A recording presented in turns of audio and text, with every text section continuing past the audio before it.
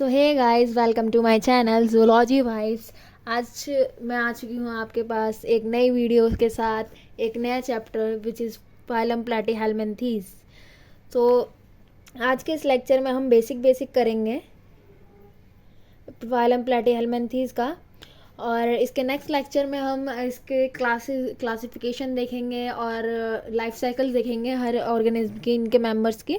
So start करते हैं आज का अपना लेक्चर।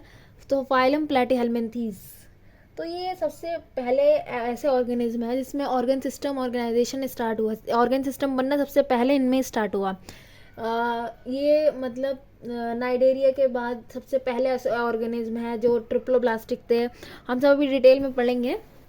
सो हम इसका फर्स्ट पॉइंट करते हैं। ये जो होते हैं एनिमल के सॉफ्ट बॉडीड होते हैं, बहुत नर्म होते हैं, सॉफ्ट होते हैं, मतलब कोई स्केलेटन सिस्टम प्रेजेंट नहीं होता। बायलेटरली सिमेट्रिकल होते हैं। If we cut the organism horizontally या वर्टिकली, ये दो हाफ में हो जाएगा। जैसे हमने इसे हॉरिजॉन्टली वर्टिकली काटा तो दो हाफ में हो जाएगा, ये दो हाफ में हो जाएगा ऑर्गेनिज्म। बट अगर हाँ, जैसे हमारी बॉडी बायलेटरिकल सिमेट्रिकल है, हम इसे वर्टिकल करेंगे तो दो हाफ में हो जाएगा, एक पैर उधर एक पैर इधर, एक पैर इधर एक पैर लेफ्ट साइड एक पैर राइट साइड। ऐसा तो नहीं है किसी के दोनों पैर एक साइड आ जाएंगे। तो यही है वर्टिकल बायलेटरली सिमेट्रिकल होते हैं। और नेक्स्ट जैसे हमने नाइडेरिया में देखा था, उसका जो मीजोगिलिया होता है, जो सेकेंड लेयर होती है, वो नॉन सेल्यूलर थी, उसमें कोई सेल्यूलर नहीं थे, और थे भी तो बहुत से में एमीबॉइड सेल प्रेजेंट थे। बट इनके जो मीजोगिलिया है उसमें वो सेल्यूलर होती है, उसमें सेल्स प्रेजेंट होते हैं, उसे पेरेन्काइमल सेल्स कहते हैं। जो कनेक्टिव टिश्यू होते हैं, मतलब उनके अंदर जो पेरेन्काइमा सेल जो ये प्रेजेंट होते हैं, उन सेल के अंदर फाइबर्स प्रेजेंट होते हैं जो ऑर्गन्स को होल्ड करने के लिए काम आते हैं, होल्ड करने के लिए हेल्पफुल होते हैं। नेक्स्ट मैंने बता दिया था आपको, बता दिया है कि ये इनका जो फाउंडेशन है, ये कॉम्प्लेक्स ऑर्गन सिस्टम का इनका फाउंडेशन है। सो हम बात करते हैं हम इसके कैरेक्टरिस्टिक्स की। सो ये ऑर्गेनिज्म जो है बायलेटरली सिमेट्रिकल होते हैं, दो हाफ में हो जाते हैं। डॉर्सो वेंट्रिकल फ्लैटेंड होते हैं, मतलब चपटे होते हैं, फ्लैट होते हैं बिल्कुल। जैसे टॉम एंड जेरी में जब रोलर कोस्टर टॉम के ऊपर चढ़ जाता था तो एकदम फ्लैट हो जाता था, सिमिलरली उसके जैसे ये डॉर्सो वेंट्रली फ्लैटेंड होते हैं। नेक्स्ट ये ट्रिप्लोब्लास्टिक होते हैं। ट्रिप्लोब्लास्टिक मतलब इनकी 3 जम लेयर होती है। बेसिकली जब हम एम्ब्रॉय बन रहा होता है, जायगोट बन रहा होता है, जो डिविजन्स होती हैं तो उसमें सेल पहले लेयर्स बनती है सेल से, तो 3 लेयर्स बनती है। जो डिप्लोब्लास्टिक होती है उसकी सेकंड लेयर विच इज़ मीजोगिलिया, उसमें वो नॉन सेल्यूलर होती है। आप इधर देख सकते हैं जो रेड में है, इसमें कोई सेल्स प्रेजेंट नहीं है। मीजोगिलिया, इसमें ये डिप्लोब्लास्टिक, इसमें कोई सेल्स नहीं है। सेकंड लेयर में वो जिलेटिनस है, जेल लाइक सब्सटेंस है। बट अगर आप यहाँ पे मीजोडर्मल में देखिए, ट्रिप्लोब्लास्टिक मीजोडर्मल में देखिए, तो यहाँ पे आपको सेल्स दिखेंगे, इसलिए ट्रिप्लोब्लास्टिक है और वो डिप्लोब्लास्टिक है। सो नेक्स्ट हम बात करते हैं, ये जो है एसिलोमेट होते हैं, इनमें सीओलम प्रेजेंट नहीं होता, मतलब कोई कैविटी नहीं होती। जैसे हमारे अंदर कैविटी प्रेजेंट होती है, थोरैसिक कैविटी जहाँ पे हमारे लंग्स होते हैं, एब्डोमिनल कैविटी जहाँ पे हमारे लीवर होता है, बट इनके अंदर कोई कैविटी नहीं होती। और जो स्पेस होता है, वो इनके कनेक्टिव टिश्यू से उसे कनेक्टिव टिश्यू से फिल्ड होता है, और उस कनेक्टिव टिश्यू को नाम दिया गया है यहाँ पे पेरेन्काइमा। जो पेरेन्काइमा है ये मीजेनकाइमा से ड्राइव हुआ हुआ है। नेक्स्ट हम बात करते हैं, इनका जो डाइजेस्टिव सिस्टम इनमें एब्सेंट होता है या तो होता ही नहीं है। फीचर स्ट्रिक होने की तो बात ही अलग है, इनका तो डाइजेस्टिव सिस्टम या तो एब्सेंट होगा, अगर प्रेजेंट भी होगा तो उसमें माउथ और एनस होगा और कुछ नहीं होगा। और इनका जो नर्वस सिस्टम है वो लैडर लाइक होता है। अगर ये ऑर्गेनिज्म है तो इनका नर्वस सिस्टम ऐसे होता है,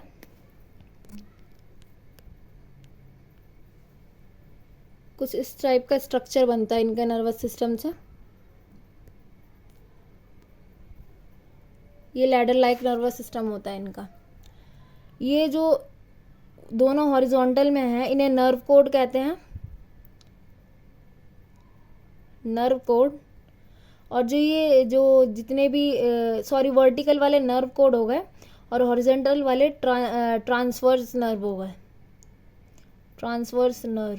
मैं TN और NC लिख दे रही हूँ। वर्टिकल वाले जो दोनों कॉर्नर पे जा रहे हैं ये दोनों हो गए नर्व कोड, और जो ये हैं ये सारे हो गए ट्रांसवर्स नर्व। नेक्स्ट हम बात करते हैं इनके एक्सक्रीटरी सिस्टम की। तो इनका जो एक्सक्रीटरी सिस्टम होता है वो फोटोनेफ्रिडियल टाइप होता है। फोटोनेफ्रिडियल टाइप से आपके दिमाग में क्या आ रहा है? अगर कोई ऐसा लग रहा है आपको कि नेफ्रिडिया प्रेजेंट होता है जैसे हमारे किडनीज में प्रेजेंट होता है, अगर आपको ऐसा लग रहा है तो आप बिल्कुल गलत है, क्योंकि इसमें ऐसा कुछ नहीं होता। ये जो फोटोनेफ्रिडियल होता है ये जस्ट एक हॉलो ट्यूब होती है, मतलब एक ट्यूब लाइक स्ट्रक्चर होता है जिसका एक्सटर्नल ओपनिंग होती है, इंटरनल ओपनिंग एब्सेंट होती है। एक्सटर्नल ओपनिंग इस फोटोनेफ्रिडिया की अटैच होती है एक्सक्रीटरी पोर से, जो इनमें एक्सक्रीटरी पोर एनस होता है उससे अटैच होती है इनकी एक्सटर्नल ओपनिंग। इनके अंदर कोई इंटरनल ओपनिंग नहीं होती है। फ्लेम सेल्स इकट्ठे होके, सारे फ्लेम सेल्स इकट्ठे होकर एक ट्यूब निकालते हैं जिसकी एक्सटर्नल ओपनिंग होती है यहाँ पे, और ये एक्सटर्नल ओपनिंग एक्सक्रीटरी पोर से अटैच होती है।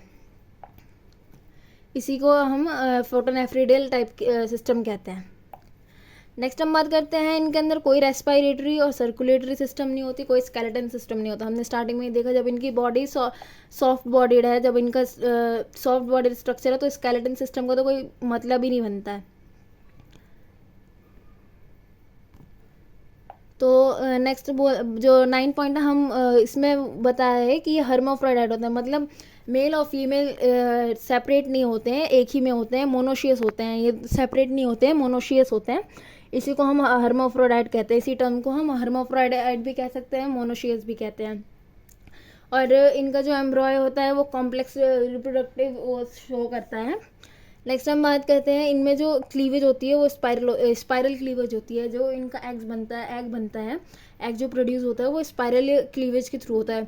स्पाइरल क्लीवेज बेसिकली होती है एक एक्सियल होता है, एक रॉड स्ट्रक्चर सपोज कर लीजिए, उसी के अराउंड जो सेल हैं वो डिवाइड होते हैं, उसी के एक्सिस पे सेल डिवाइड होते हैं। इसे आप 3D में इमेजिन कर सकते हैं।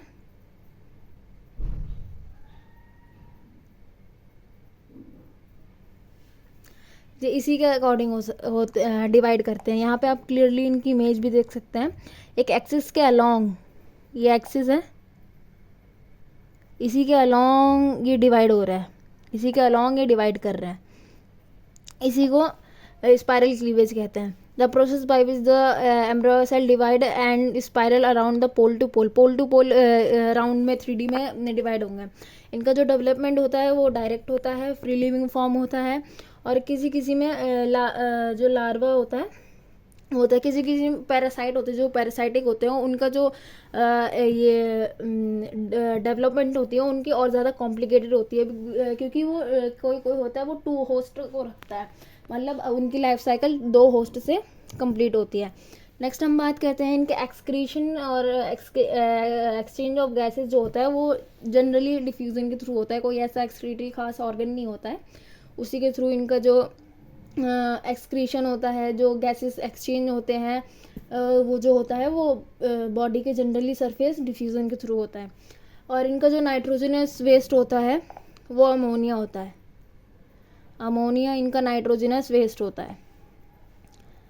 नेक्स्ट हम बात करते हैं अब इनके एक्सक्रीटरी ऑर्गन की।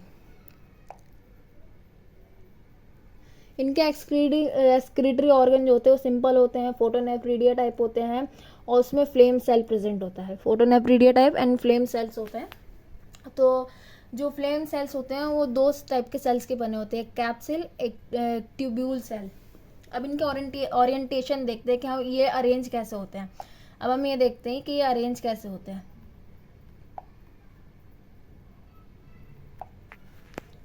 सो जो कैप शेप्ड सेल होता है वो एक टफ लाइक फ्लैजिला जो अराइज हो रहा होता है उसके इनर सरफेस में होता है, और ये जो कैविटी होती है बीटिंग लाइक स्ट्रक्चर बनाती है, मतलब फ्रिकलिंग लाइक कैंडल की तरह एक स्ट्रक्चर बनाती है, बीटिंग फ्रिकलिंग लाइक। इसी स्ट्रक्चर की वजह से इनका जो नाम रखा है फ्लेम सेल। ये क्योंकि फ्लेम ऑफ अ कैंडल लगती है, जब कैंडल जलती है जो शेप बनती है कैंडल जलते वक्त, सबने देखा होगा आई होप। तो वो ये जो शेप बनती है वैसे स्ट्रक्चर बनाता है ये। यहाँ पे आप देख सकते हैं, यहाँ पे आप नोट कर सकते हैं इस पिक्चर में। ये जो स्ट्रक्चर बना रहा है ये फ्लेम सेल फ्लेम के जैसे बना रहा है, इसलिए इसका नाम फ्लेम सेल है। जो कैप सेल होते हैं और ट्यूब्यूल सेल होते हैं एक दूसरे में फिटेड होते हैं एक फिंगर लाइक प्रोजेक्शन के थ्रू ये एक दूसरे में फिट होते हैं, एक दूसरे में इंटीग्रेटेड होते हैं। और जो यहाँ पे इंटीग्रेट हो रहे होते हैं वहाँ पे एक स्लिट लाइक पोर्स प्रेजेंट होते हैं। यहाँ पे आप इमेज में देख सकते हैं।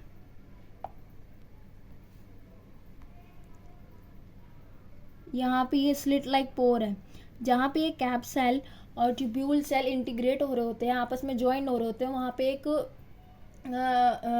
पोर्स प्रेजेंट होते हैं, वहाँ पे स्लिट लाइक ओपनिंग, उसी को वो यहाँ पर है।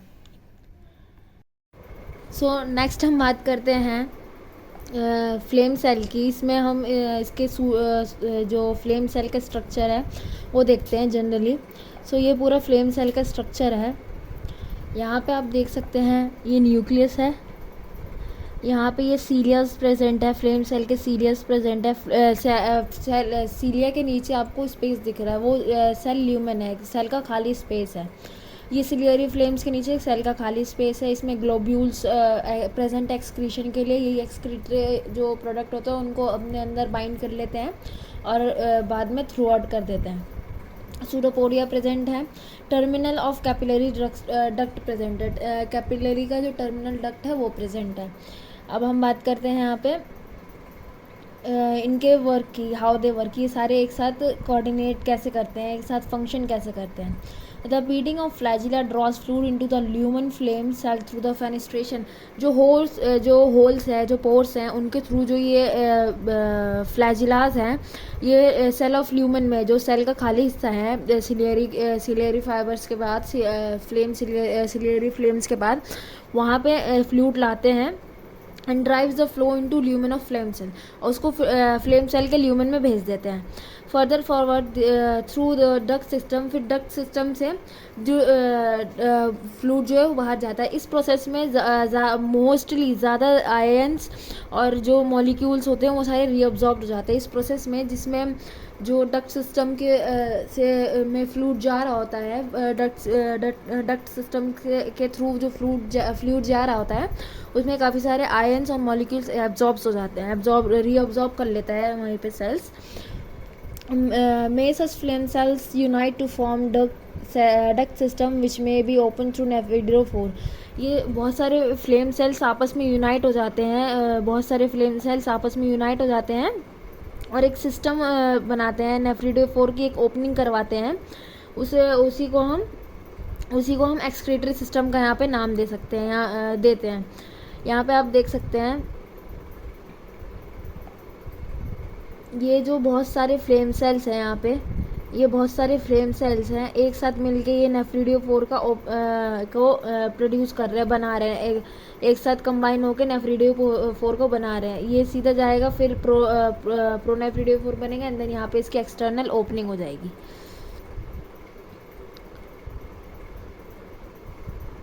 It appears to be mainly for osmoregulation. ये जो नेफ्रिडोफोर होता है, जो इसके एक्सटर्नल ओपनिंग से एक फ्लूइड सब्सटेंस निकलता है जो ऑस्मो रेगुलेशन मेंटेन करता है। प्लैटीहेल्मिन्थेस के बॉडी में ऑस्मो रेगुलेटर माना जाता है उसे, वो ऑस्मो रेगुलेशन को कंट्रोल करता है। और इनका जो नाइट्रोजिनस वेस्ट है वो एक्चुअली डिफ्यूज़न के थ्रू रिड्यूस होता है। इनका जो भी नाइट्रोजिनस वेस्ट है वो डिफ्यूज़न के थ्रू ही रिड्यूस होता है, कोई ऐसा ये जो फ्लेम सेल के थ्रू बाहर नहीं जाता है, डिफ्यूज़न के थ्रू ही बाहर जाता है। सो आज का ये लेक्चर यहीं पे फिनिश होता है। So hope you like my video. If you like my video so please like, share and subscribe to my channel. Thank you.